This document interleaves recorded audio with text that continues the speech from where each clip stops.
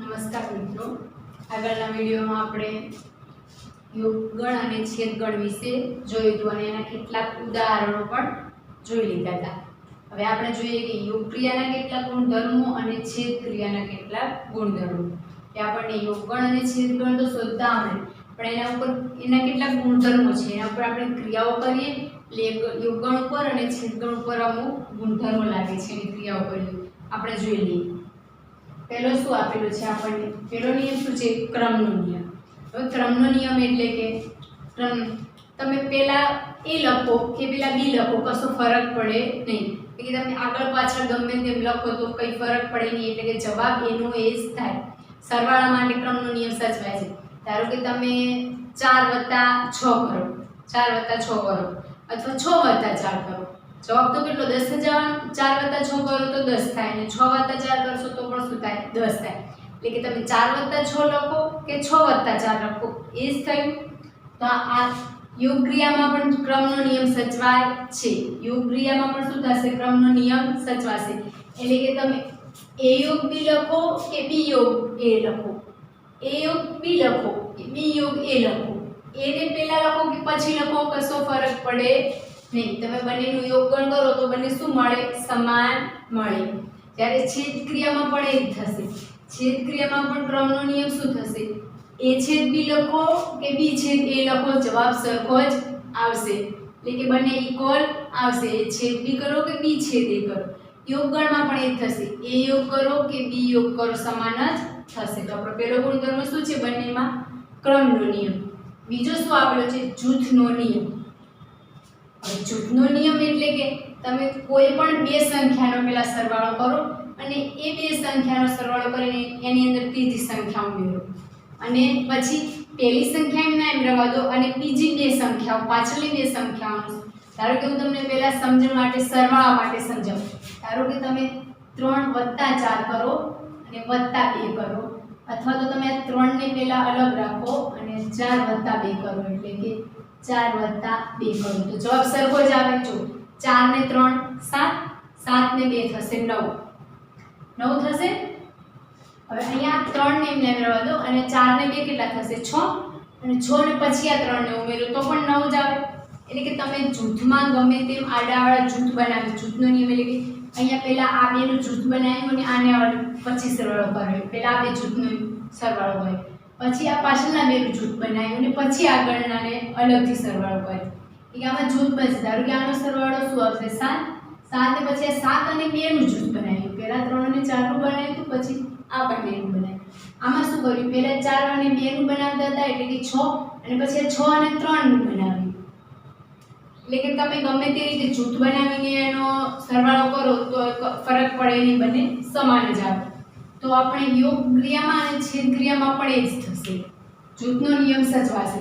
એટલે કે તમે a યોગ b પહેલા જૂથમાં લો અને પછી એનો આ બંનેનો જવાબ આવે એનો યોગગણ c જોડે કરો. પાછો c કોઈ પણ ત્રીજો 3 નો. જ્યારે આ જૂથ બનાવવાના હશે ત્યારે 3 સંખ્યાની જરૂર પડશે. તો અહીંયા પણ કેટલા? 3 ગણની જરૂર પડશે. a b અને c છે તો પહેલા a યોગ b કરો અને a યોગ b નો જે જવાબ આવે એ ગણ મળે એને યોગ c કરો, અને તમે પહેલા b યોગ c કરો. એટલે કે b અને c ગણનો યોગ ગણો અને એનો પછી જે a ગણ આપેલો એની જોડે યોગ ગણ કરો તો પણ જવાબ સરખો જ મળે. એટલે કે આ બંને સમાન થાય, ઇક્વલ થાય. એટલે કે a યોગ b યોગ c અને a યોગ b યોગ c સમાન થાય. છેદ ક્રિયામાં પણ એ જ થશે. તમે પહેલા a/b કરો અને એનો પછી જવાબ આવે એનો છેદ c કરો, ઇક્વલ ટુ a/b/c. એટલે કે b/c કરો તમે, પછી એનો જવાબ આવે એનો છેદગણ એ જોડેલો તો બંનેનો જવાબ સમાન થાય. બરાબર. ત્રીજો છે એકમ ઘટકનો નિયમ. એકમ ઘટકનો નિયમ. હવે એકમ ઘટક એટલે કોઈ પણ સંખ્યા આપણે લઈએ એનું એકમ ઘટક એટલે કે એનો એ પ્રક્રિયા કરીએ એ સંખ્યા ઉપર એ પ્રક્રિયા તો જવાબ પાછો એની એ જ સંખ્યા મળવી પડે. સરવાળા માટે એકમ ઘટક શું છે? સરવાળામાં એકમ ઘટક અથવા તો તટસ્થ ઘટક બંને શું થશે? સમાન. એકમ ઘટકો કે તટસ્થ ઘટકો સમાન. સરવાળા માટે તટસ્થ ઘટક શું છે? 0 છે. કારણ કે કોઈ પણ સંખ્યાની અંદર 0 ઉમેરો તો શું થશે? પાછી એ જ સંખ્યા મળશે. 4 + 0 કરો, 5 + 0, 15 + 0, તમે ગમે તેના સરવાળામાં 0 કરો તો જવાબ પાછો શું આવે છે 15 એટલે કે એકમ ઘટ 0 નહીં કેમ એકમ ઘટક કારણ કે જો 15 ઉપર સરવાળાનો નિયમ લગાવ્યો તો પાછા 15 ક્યારે આવે 0 ઉમેરો તો જ એટલે 0 એ શું થાય સરવાળા માટે તટસ્થ ઘટક અને ગુણાકાર માટે આપણે એકમ ઘટક એટલે કે તટસ્થ ઘટક શું લઈએ 1 કારણ કે કોઈ પણ સંખ્યા વડે 1 નો ગુણાકાર કરો તો શું થાય પાછી એ જ સંખ્યા મળે તો અહીંયા યોગગણમાં અને છેદગણમાં તટસ્થ ઘટક કયા થશે જ્યારે કોઈ પણ સંખ્યા જોડે યોગગણ કરીએ કોઈ પણ ગણનો તો પાછો એનો એ જ ગણ મળે એને શું કહેવાશે એકમ ઘટક એટલે યોગગણનો જોઈએ યોગગણનો તમે a યોગ 5 કરશો તો એ આવશે a યોગ 5 કરશો તો એ આવશે કારણ કે આ શું છે ખાલી ગણ આ શું છે એ યોગગણમાં આપણે એ તો આખો લખીએ છીએ હવે આમાં તો શું છે એક પણ છેદની ઘટક એટલે કે આપણે આમાં શું લખીએ છીએ a અને b આખા લખીએ છીએ એટલે ડબલ ઘટક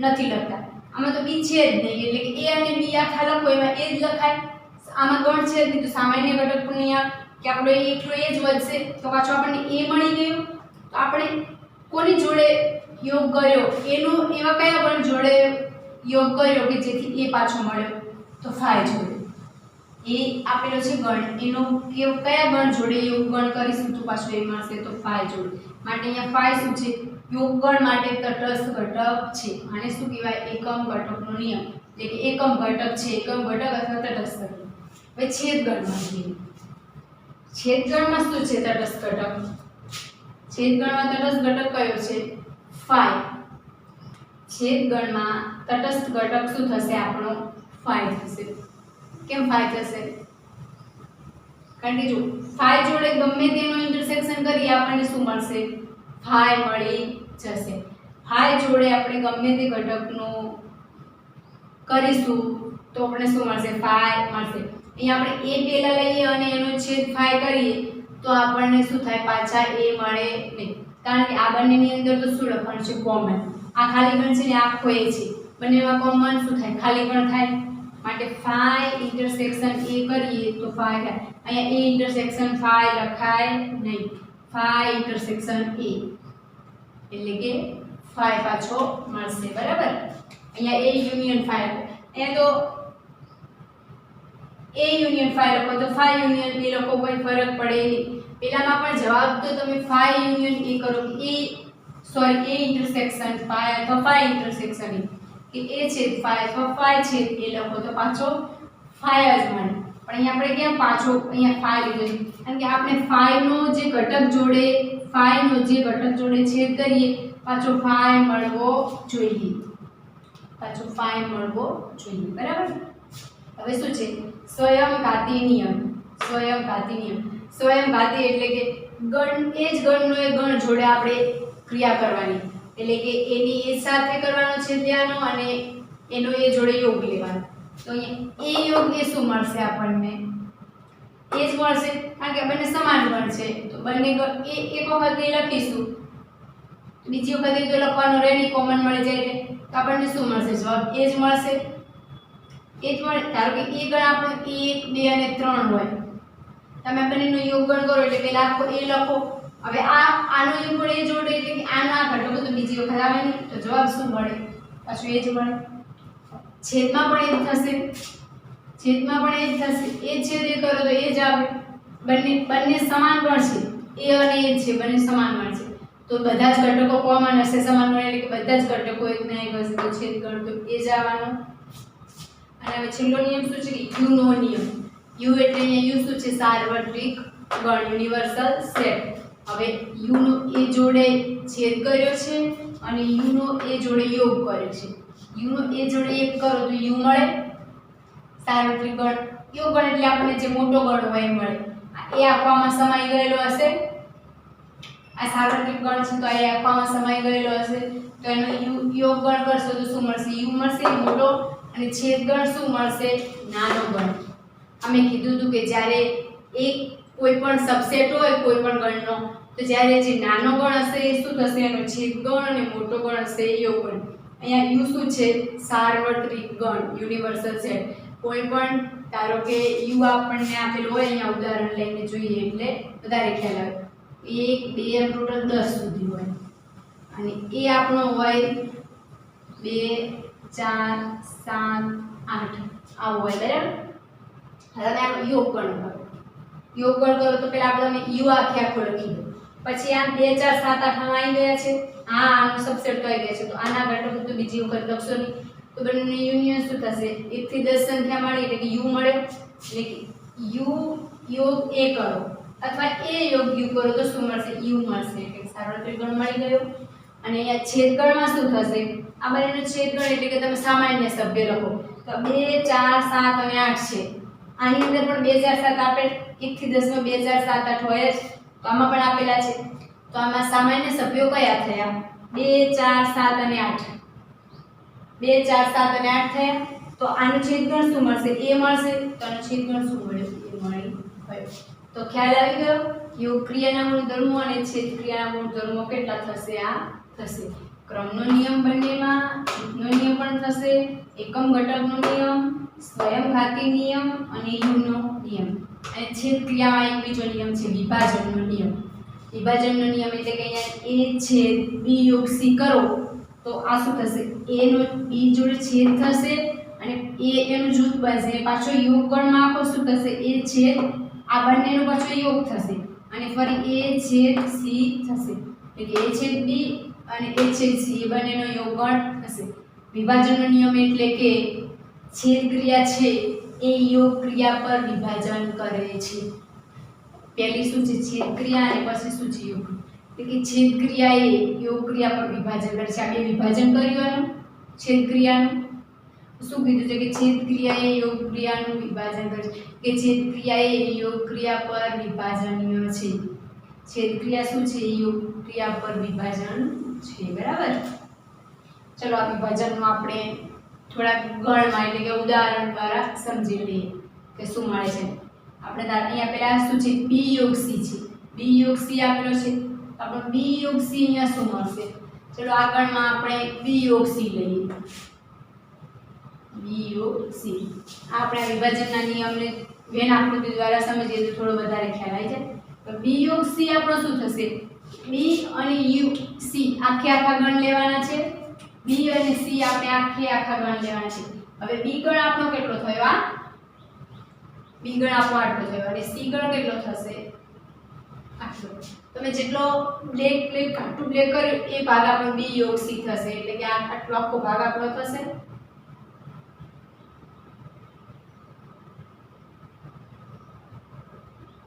આટલો આપણો શું થશે? b યોગ c થશે. પછી શું આપેલું છે? a છેદ b. a છેદ b જોઈ લઈએ. ધારો કે આ a છેદ b લઈ લઈએ. આપણો અહીંયા હવે છેદ કીધો છે. શું કીધું છે? છેદ. એટલે પહેલા તો આપણે આખો આ a લઈએ. a કેટલો થશે? આટલો. છેદ કે શું કીધું છે? b અને આખે આખો b ગણ. હવે આ મેં a અને b કર્યો એમાંથી કોમન ભાગ કેટલો આવ્યો? સામાન્ય ભાગ. a માં પણ આવ્યો અને b માં પણ આવ્યો. આટલો આવ્યો. એટલો ભાગ આપણો શું થયો? a છેદ b. આ શું થયું આપણું? a છેદ b. પછી આપણને શું આપેલું છે? a છેદ c આપેલો છે. ચલો આપણે અહીંયા a છેદ c લઈ લઈએ. a છેદ c. a છેદ c આપણો શું બનશે? પહેલા તો આખું આટલું a ઉપર રાઉન્ડ કરો અને આ પછી c ઉપર. હવે આની અંદર સામાન્ય ભાગ કયો આવ્યો? આટલો આવ્યો. એ આપણો સામાન્ય ભાગ. છેદગણ એટલે કે સામાન્ય ભાગ. આપણો a છેદ c કેટલો આવ્યો? આટલો. હવે આ a છેદ b યોગ c કરીએ. a છેદ b યોગ c અને પછી આ બંને ભાગને જોઈને મળે. હવે b યોગ c આપણો કેટલો હતો? b યોગ c આટલો હતો. એટલે કે આની અંદર b યોગ c કેટલો હશે? આટલો ભાગ રહ્યો. આટલો ભાગ. આ ધારો કે a આ b અને આ c નામ આપી દઈએ. બરાબર ને? a b અને c. તો આપણો a યોગ b તો આટલો થશે. પણ એનો a જોડે પાછું છેદ ગણ લેવાનું છે. હવે આપણે આટલો આખો ભાગ લીધો અને a આપણો કેટલો થયો? આટલો થયો. બરાબર? આપણે અહીંયા દર્શાવવાનું છે પણ આપણે છેદ ગણ દર્શાવવાનું. તો હવે આનો છેદ ગણ કેટલો? હવે આટલો ભાગ હતો અને એમાંથી a કેટલામાં આવ્યો? આપણે જે આ લાઇનિંગ વાળો ભાગ કર્યો એ આપણો શું હતો? b યોગ c હતો. એની અંદર શું પાછું a જોડે છેદ કર્યા કે આપણે b યોગ c મળ્યો. a અને a માં શું કોમન છે? એટલે કે આપણે લાઇનિંગ વાળો ભાગ કર્યો અને આપણે આ મોટું રાઉન્ડ a ઉપર કર્યું. એમાંથી સામાન્ય ભાગ કયો થશે? આટલો થશે કે આટલો થશે? જુઓ અહીંયા આ આખી લાઈન છે એટલે આ થશે અને આ પણ આ બાજુનો આ પણ થશે એટલે આટલો ભાગ થશે. આ શું થશે? a છેદ b યોગ c. બરાબર, કારણ કે આપણે b યોગ c શું લેતા હતા? આટલો ભાગ, આ નામાંકિત ભાગ અને એનો a જોડે છેદગણ એટલે કે એનું a માં સામાન્ય શું આવશે? એ આપણો આટલો રાઉન્ડ હતો, આ આપણો આટલું રાઉન્ડ હતું, તો આમાં જો આ ભાગમાં આ પગ આટલું પકડું એમાં આ આવી ગયું અને આમાં પણ આ આવશે એટલે કે આટલી વસ્તુ જેને રેખાંકિત કરી એ બંનેમાં આવશે, આમાં આવશે અને આમાં પણ આવશે એટલે કે બંનેનો છેદગણ થશે. અને હવે અહીંયા શું છે? a છેદ b યોગ a છેદ c. એટલે આપણે a છેદ b કેટલો લીધો તો? આટલો ભાગ. અને બીજું શું લીધું તો? a છેદ c લીધો તો. a છેદ c લીધો તો એટલે આટલો ભાગ.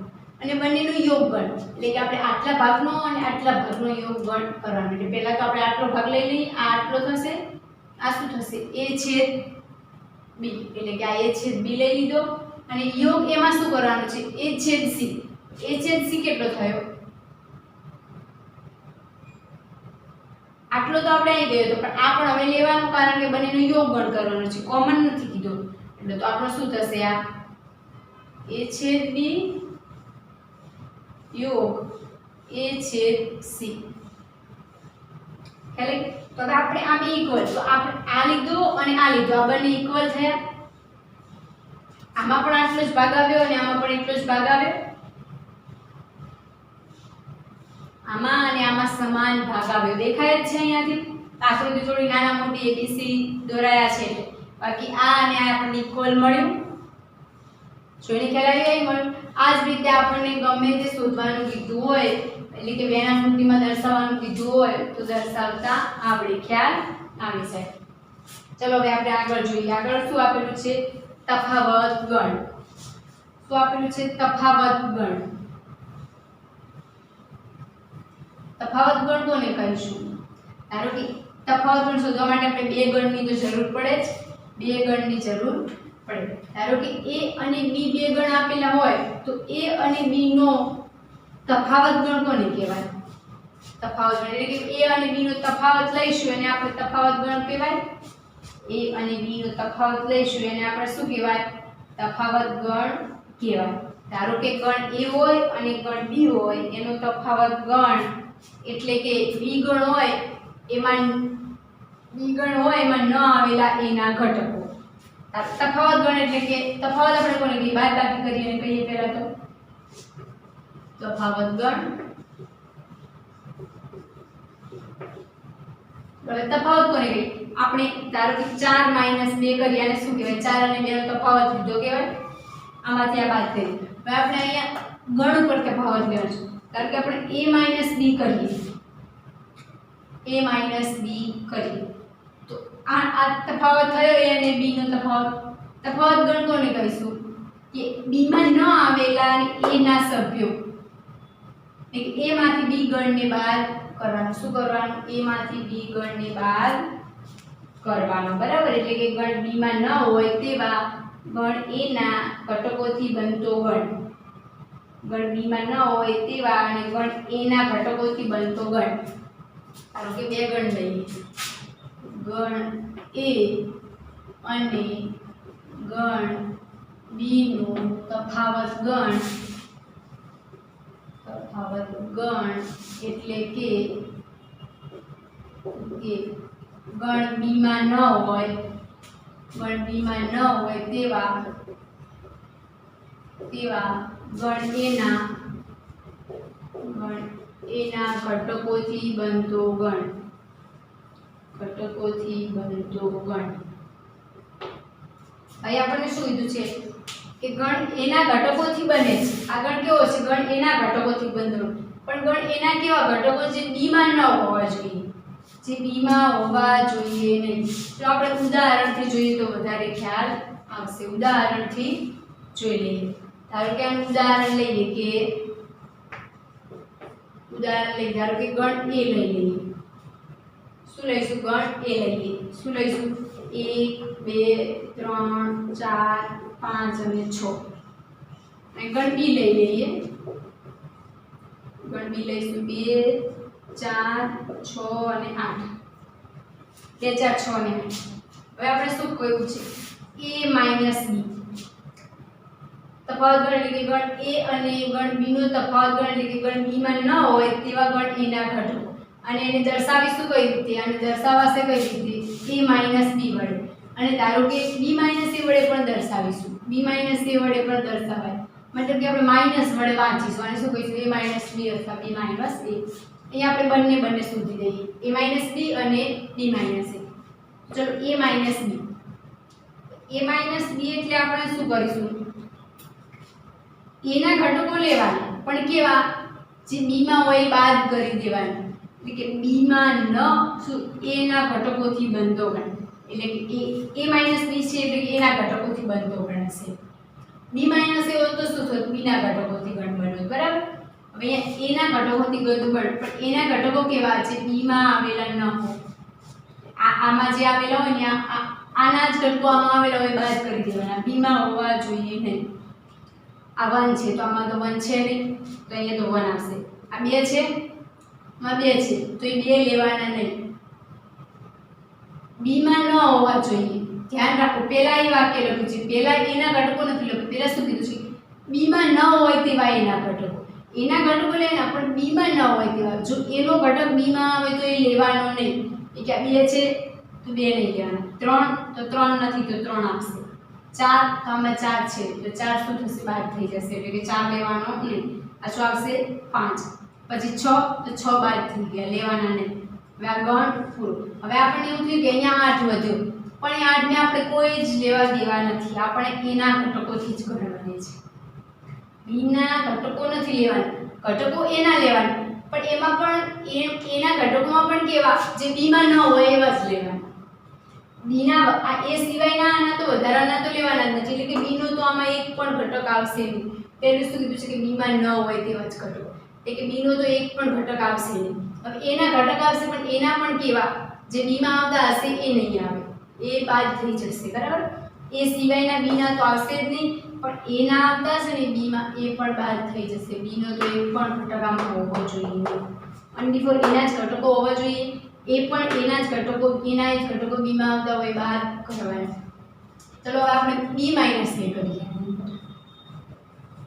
b માઈનસ a કરીએ હવે b માઈનસ a એટલે આપણે a નો એક પણ ઘટક લેવાનો નથી ઓન્લી ફોર b ના જ લેવાના અને ઓન્લી ફોર b ના કેવા a માં ન હોય એવા b ના ઘટકો છે 2 4 6 અને 8 2 આમાં છે તો 2 આમાં પણ છે તો 2 નહીં લેવાનો બાદ થઈ ગયો 4 આમાં છે પણ 4 આમાં પણ છે એટલે નહીં લેવાનો એનો ઘટક નથી લેવાનો 6 આમાં છે 6 આમાં પણ છે 6 પણ નહીં લેવાનો હવે 8 અને 8 આમાં નથી તો 8 લેવાનો તો શું થશે 8 ખ્યાલ આવ્યો કે a b ક્યારે થશે અને b a ક્યારે થશે ચલો આપણે આને વેન આકૃતિ દ્વારા સમજી લઈએ વેન આકૃતિ દ્વારા સમજી લઈએ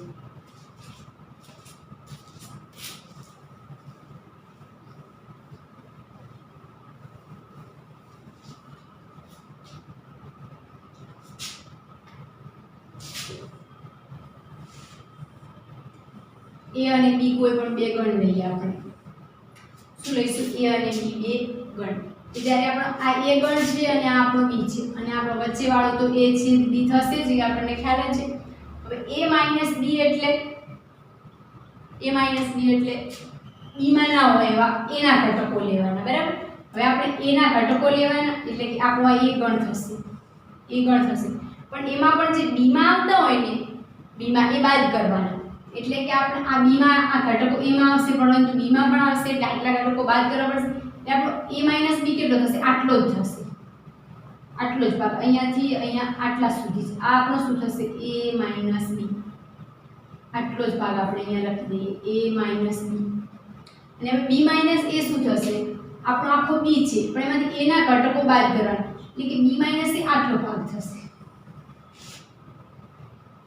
b આટલો જ થશે ખાલી આ 12 નો a b આટલો 12 નો થશે એટલે કે આ b a થયો આ a b અને આ વચ્ચેનો ભાગ શું છે a છેદ b હવે a b માં આની અંદર આવતા ઘટકો આવશે b a ની અંદર આના ઘટકો આવશે અને a છેદ b માં આના ઘટકો આવશે હવે આ એક પણ ગણમાં એનો એ ઘટક આવશે નહીં આવે, કારણ કે અહીંયા જેટલા સભ્યો આવશે એ માઇનસ બીમાં આવશે, અહીંયા વચ્ચેમાં જેટલા સભ્યો આવેલા છે એ છેદ બીમાં આવશે અને આમાં બી માઇનસ. એટલે કે આ આપણને આકૃતિ જોઈને પણ ખ્યાલ આવે કે a માઇનસ બી એ છેદ બી અને b માઇનસ એ શું છે, પરસ્પર અલગ ગણ છે. પરસ્પર અલગ ગણનો અર્થ શું કે તમે આ ત્રણમાંથી કોઈ પણ બે ગણ લેશો ને એનો ઇન્ટરસેક્શન એટલે કે એનો છેદગણ શું થશે, ખાલી ગણ થશે. એનો છેદગણ શું થશે, ખાલી ગણ થશે. અહીંયા નોંધ કરીને લખો હોય તો લખી દેજો કે નોંધ a માઇનસ બી એ છેદ બી અને b માઇનસ એ પરસ્પર અલગ ગણ છે. પરસ્પર અલગ ગણ છે.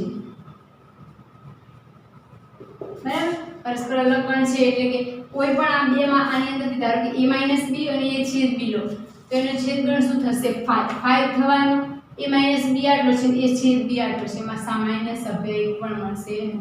ધારો કે a છેદ બી અને b માઇનસ એ લો એમાં પણ એક જેવો ઘટક મળશે નહીં, કારણ કે b માઇનસ એમાં આ ઘટકો હશે ને એ છેદ બીમાં આ હશે, એકના એક હશે નહીં. તો એનો છેદગણ પણ શું થશે, 5. a માઇનસ બી અને b માઇનસ એનો છેદગણ પણ 5 થશે.